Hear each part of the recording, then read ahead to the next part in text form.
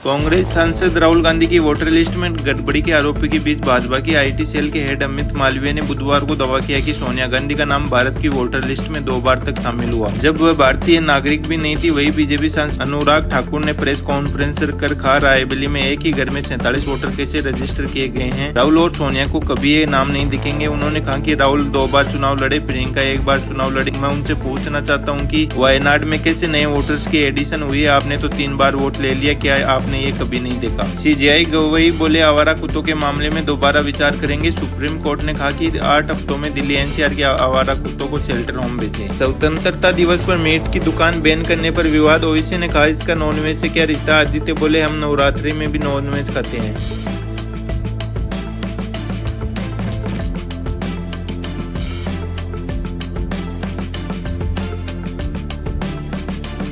पिछले 13 दिन में आतंकियों ने सेना के ये तीसरी मुठभेड़ है। इससे 10 अगस्त को किश्तवाड़ के दूल इलाके में सेना को आतंकियों के छिपे होने की सूचना के बाद सुरक्षा बलों ने सर्च ऑपरेशन चलाया था। इस दौरान आतंकियों ने सेना पर फायरिंग की। यहाँ भी सर्चिंग जारी है। 1 अगस्त से कुलगाम के अकल जंगलों में आतंकियों की तलाश में सर्चिंग चल रही है। यहाँ 2 जवान शहीद हो गए, 9 जवान घायल है, 2 आतंकी भी मारे जा चुके हैं। रूस के सस्ते तेल पर आम आदमी को फायदा नहीं। तेल कंपनियों की कमाई 25 गुना तक बढ़ी। सरकार भी 46% टैक्स वसूल रही। पाकिस्तान के प्रधानमंत्री शहबाज शरीफ ने सिंधु जल संधि को स्थगित करने पर भारत को धमकी दी है। मंगलवार को राजधानी इस्लामाबाद में हुए एक कार्यक्रम में शरीफ ने कहा भारत पाकिस्तान से एक बूंद भी पानी की नहीं छीन सकता। आपने हमें पानी रोकने की धमकी दी। अगर ऐसा करने की कोशिश की तो पाकिस्तान आपको ऐसा सबक सिखाएगा कि जिसे आप जिंदगी भर नहीं भूलेंगे। शरीफ ने कहा कि भारत अगर पाकिस्तान की तरफ बहने वाले पानी की रोकने की कोशिश करता है तो ये सिंधु जल संधि का उल्लंघन होगा और धमकी देते हुए कहा कि इसका जवाब निर्णायक तरीके से दिया जाएगा। पाकिस्तान पीएम ने आगे कहा कि पानी पाकिस्तान की लाइफलाइन है और अंतर्राष्ट्रीय समझौतों के तहत देश के अधिकारों से कोई समझौता नहीं किया जाएगा। राजस्थान में 3225 पदों पर भर्ती के लिए कल से आवेदन चालू। सैलरी 1,40,000। ग्रेजुएट्स करे अप्लाई। रेलवे में पैरामेडिकल स्टाफ की 434 वैकेंसी। हरियाणा में पीएससी के 153 भर्ती।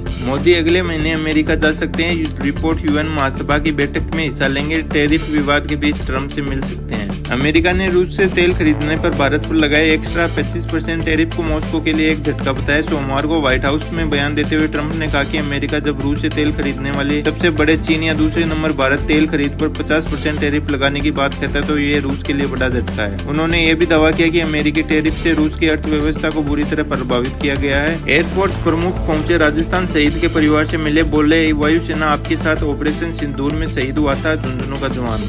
बिहार में 17 लाख लोग बाढ़ से प्रभावित। बारिश के कारण उत्तराखंड के देहरादून में स्कूल बंद। केदारनाथ यात्रा 14 अगस्त तक रुकी। अगर आपको भी डेली न्यूज सबसे पहले देखनी है तो हमारे चैनल को सब्सक्राइब जरूर करें।